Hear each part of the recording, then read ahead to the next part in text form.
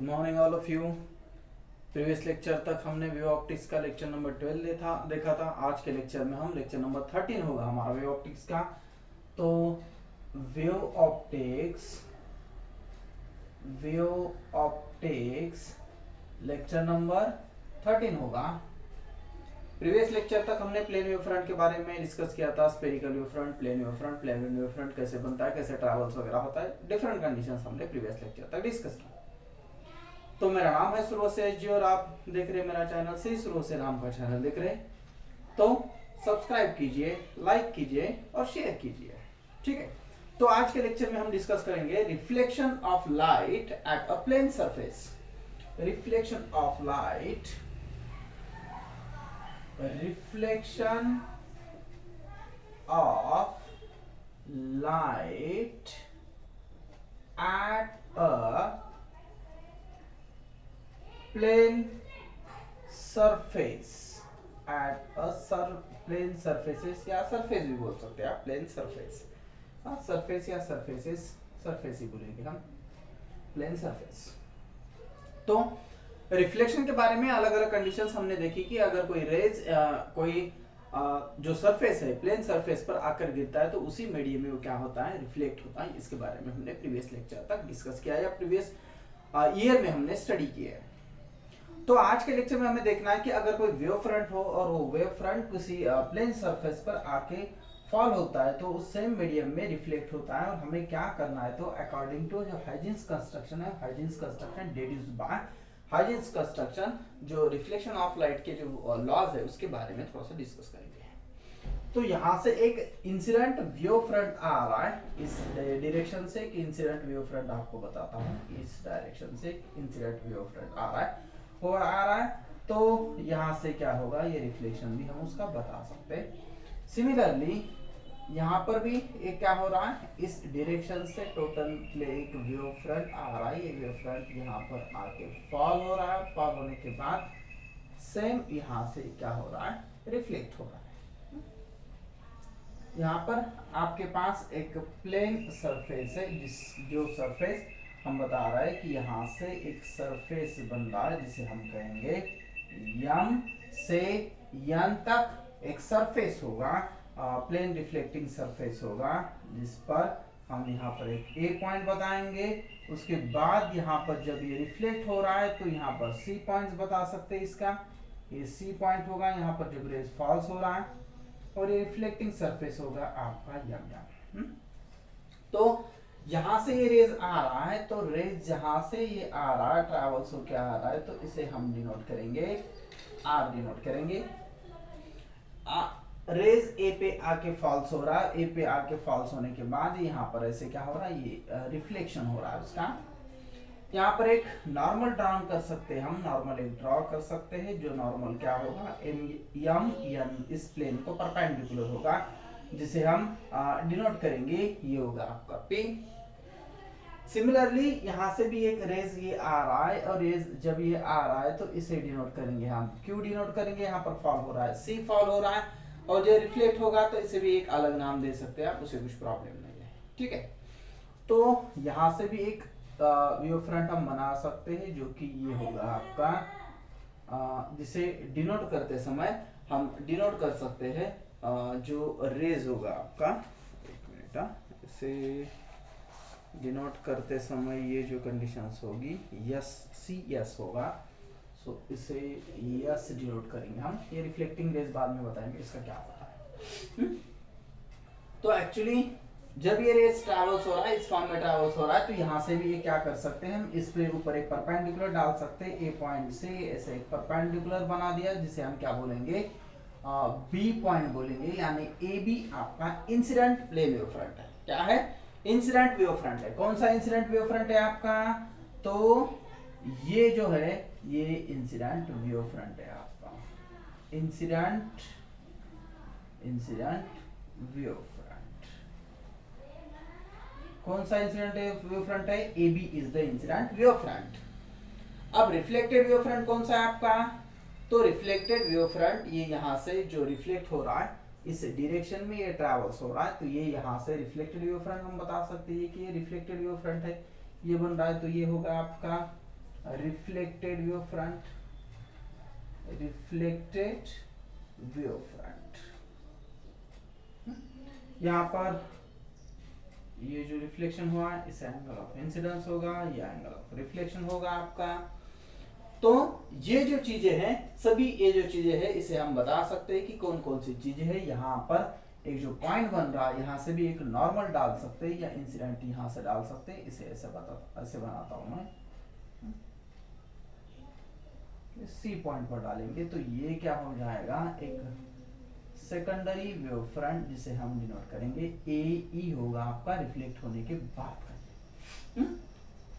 तो step by step इसके इन सब के मैं नाम बताता हूं। यम एन इज द क्या है आपका प्लेन मिरर है, यम से एन तक आपका होगा प्लेन मिरर। उसके बाद क्या है आपका R A and Q C, R A and Q C ये दोनों भी क्या है आने वाले इंसिडेंट रेज है, इसे बताएंगे हम इंसिडेंट रेज। ये होंगे आपके इंसिडेंट रेज। उसके बाद क्या आपके पास AP and CS, AP and CS is the normal, AP and CS normal है। ये दोनों भी किसको नॉर्मल है, normal to MN, normal to MN, इस पॉइंट को नॉर्मल है ये, normal to MN, normal to MN ये हुए। अब नॉर्मल टू MN होने के बाद AB is the incident wave front, A से B तक इंसिडेंट वेव फ्रंट है आपका, AB is the incident wave front. ये होगा AB is the incident wave front आपका।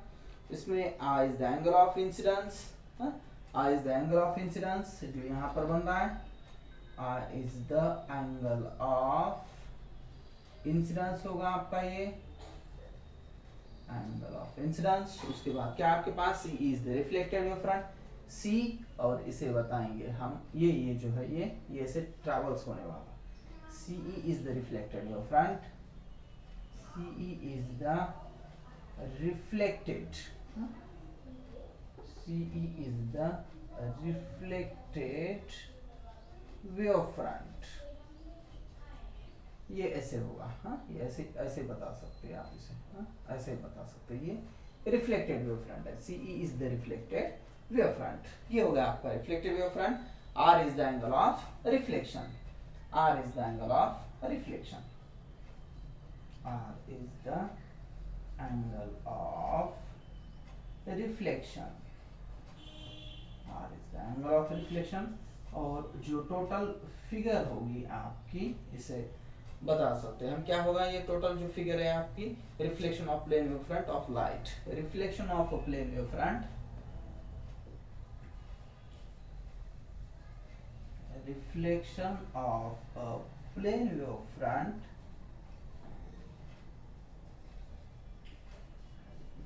Reflection of a plane wave front of light at a plane surface, of light at a plane surface, इस plane surface से ये reflect हो रही है। तो यहाँ पर स्टेप बाय स्टेप हम इसे डिस्कस कर सकते हैं, बोल सकते हैं। Consider a plane wave front AB, AB एक क्या है आपका एक इंसिडेंट वेव फ्रंट है। ये यहाँ पर बताता हूँ, थोड़ा सा इसे नीचे लिखता हूँ इसे A, यहाँ से इस पॉइंट पर ये लाइन सभी आ रही है, ठीक है। तो consider a plane wave front, AB is the plane wave front है आपका, इंसिडेंट वेव फ्रंट है, प्लेन वेव फ्रंट है। एट एन एंगल I, ये एंगल I बन रहा है यहाँ पर, on a plane mirror, plane mirror कौन सा है, MN is the plane mirror, the wavefront AB touches the reflecting surface MN at A। जब AB wavefront आ रहा है, wavefront travels होते समय AP touches the front, AB जब ये यहाँ पर AB जब रिफ्लेक्टिंग सरफेस पर MN पर आ रहा है तो पहले क्या हो रहा है, A पॉइंट पर वो फॉल हो रहा है, A पॉइंट पर वो रीच हो रहा है, at a time t equals to 0। उस वक्त, हाँ, इस पॉइंट पर जब a पर आएगा तो एट अ टाइम, उस वक्त उसका टाइम t इक्वल्स टू 0 होगा। At a time t equals to 0 उसका टाइम पीरियड होगा।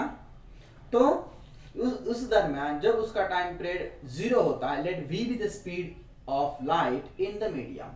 अब टाइम तो 0 है, लेकिन जब ये ट्रैवल्स हो रहा है तो उसकी जो लाइट की स्पीड है, लाइट की स्पीड कितनी होगी? v is the speed of light in a medium. उस मीडियम में उस लाइट की स्पीड कितनी होगी?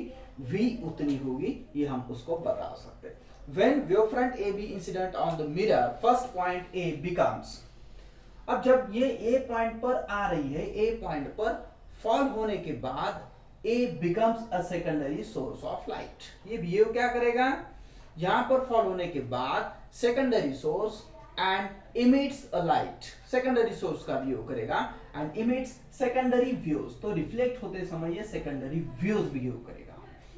Secondary views in the same medium, इसी मीडियम में ये सेकेंडरी व्यूज का बिहेव करेगा। यहाँ तो ध्यान में आया होगा अपना, सिंपल आसान है। एक AB is the plane wave front यहाँ पर आ रहा है, आते समय ये जो ट्रैवल्स हो रहा है तो A पॉइंट पर जब ये रीच होगा तो उस वक्त उसका टाइम t होगा, उसकी स्पीड v होगी। जब A पॉइंट पर ये फर्स्ट यहाँ पर रीच हो रहा है तो सेकेंडरी सोर्स का बिहेव करेगा, और सेकेंडरी सोर्स का बिहेव अगर करेगा तो अकॉर्डिंग टू हाइजेंस प्रिंसिपल वो क्या करेगा? सेकेंडरी वेवलेट्स वो वहां से ट्रांसफर करेगा, इमिट करेगा उसी मीडियम में, क्योंकि रिफ्लेक्शन हो रहा है उसका।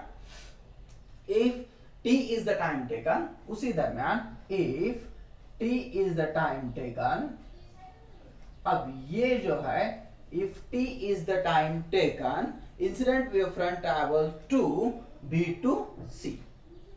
अब इसी दरमियान t जो टाइम होगा तो B से C तक आने के लिए इस वेव फ्रंट को उसका टाइम लगेगा, यानी B से C तक आने के लिए उसको जो लगने वाला टाइम है B to C time period t होगा।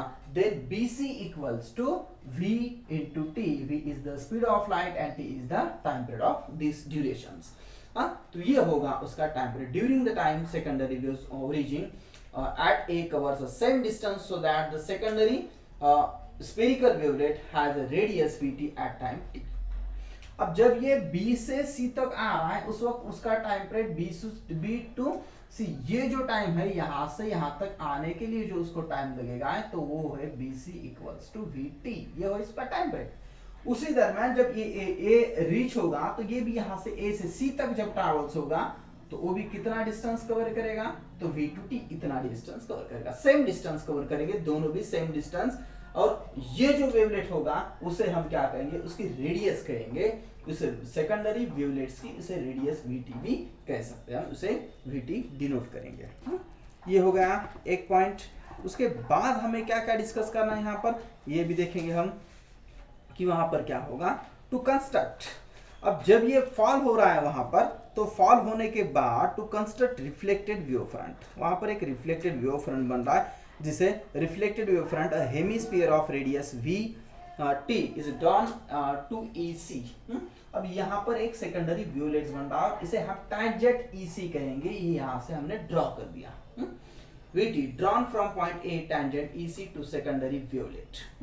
EC is the secondary wavelets, यहाँ पर एक tangent ये बन गया। As point AC are in the same phase, wave motion EC represent reflected wave front।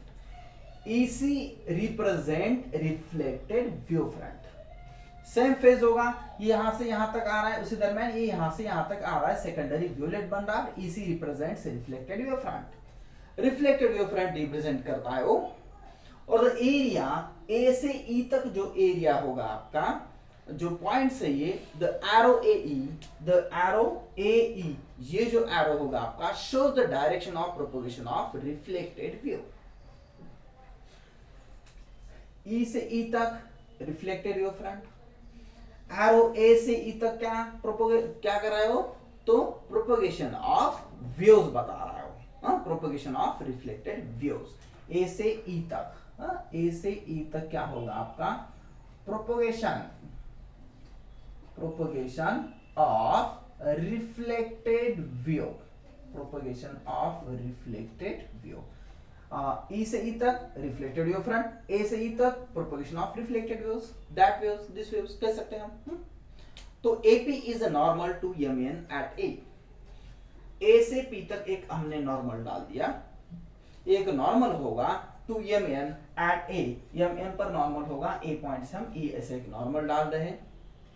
तो वहां पर जो एंगल बन रहा है, एंगल यहां पर बता सकते हैं हम, angle RAP equals to, angle RAP equals to R, that is angle of incidence.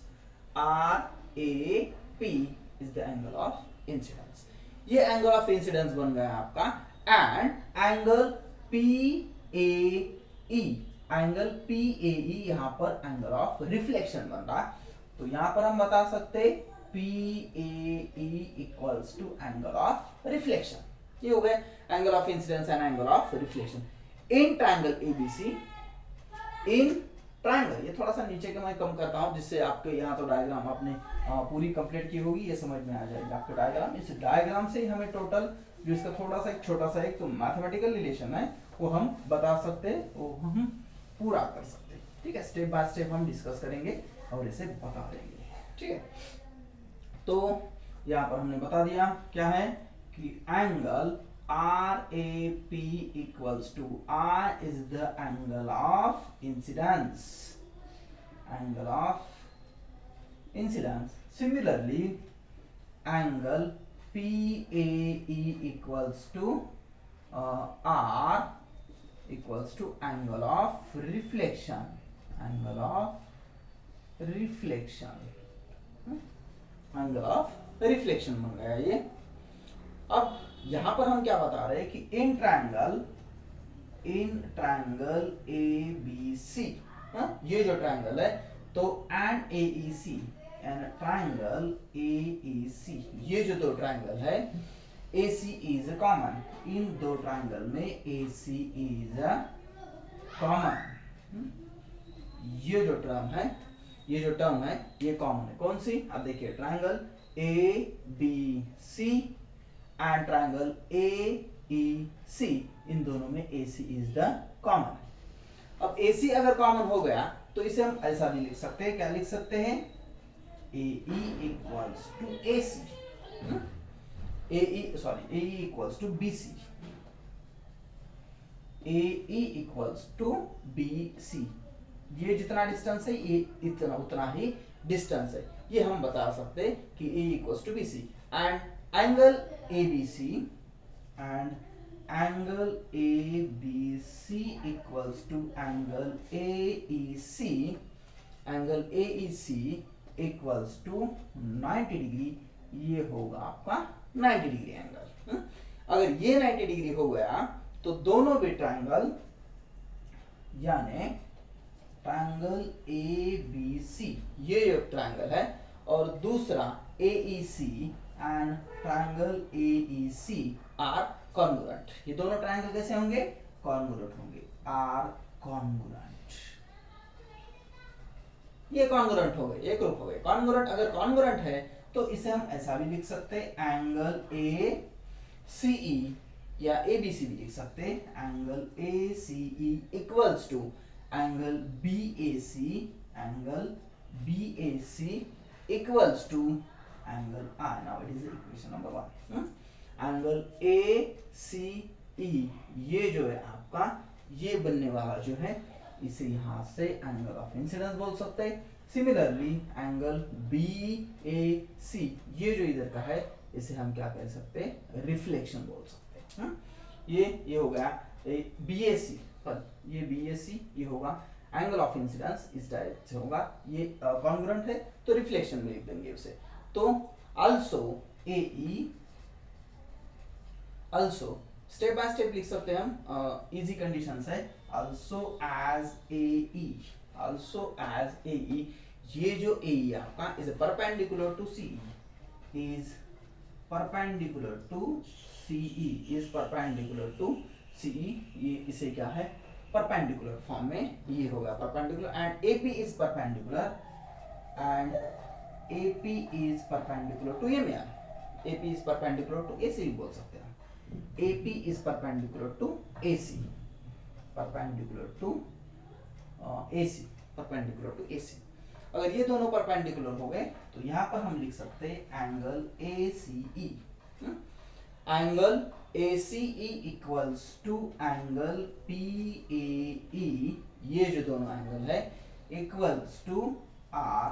Now it is equation number second. अगर ये इसके साथ है तो ये इसके साथ भी हम लिख सकते हैं, ये इसके साथ भी लिख सकते हैं, इसके साथ ये है, इसके साथ ये है, तो इसके साथ ये भी लिख सकते हैं। फ्रॉम इक्वेशन 1 एंड 2 यहां पर लिख सकते हैं हम from equations 1 and 2 we get. तो ये हो गया आपका angle of incidence equals to angle of reflection. Now it is equation number 3। तो यहां पर हम क्या प्रूव कर रहे हैं? तो यहां पर हम प्रूव कर रहे हैं thus the angle of incidence is equal to the angle of reflection. Angle of incidence is equal to the angle of reflection. This is the first law of reflection. This is the first law of reflection. ये first law of reflection हो गया। Also it can be seen from the figure that incident ray reflected ray lie on the opposite sides of the normal to the this ray। अब देखो यहाँ पर ये यहाँ से आ रहा है, ये यहाँ से जा रहा है। अब इन दोनों में क्या है कि आने वाला एंगल ऑफ इंसिडेंस, ये जाने वाला नॉर्मल के अपोजिट बाजू में जो है लाई इन अपोजिट, ये जो डायरेक्शन है उनकी, ये डायरेक्शंस दोनों की अपोजिट फॉर्म में ये हम बता सकते हैं। उसके बाद reflection point in the incidence and all lie in the same plane, सभी सेम प्लेन में है। thus the laws of reflection of light can be deduced by Huygens construction of plane wave front। तो इस condition से हमने क्या prove किया? Thus the laws of reflection of light, जो laws of reflection of light है can be deduced by Huygens construction of plane wave front। इसके ये जो कंडीशंस है उसके इस कंडीशन को हमने क्या किया? प्रूव किया अकॉर्डिंग टू Huygens कंस्ट्रक्शन। तो आज के लिए हम यहीं पर रुकते हैं। घर पे रहिए, सुरक्षित रहिए और जो अलग अलग वीडियोस है वो वीडियोस देखते रहिए। Okay bye.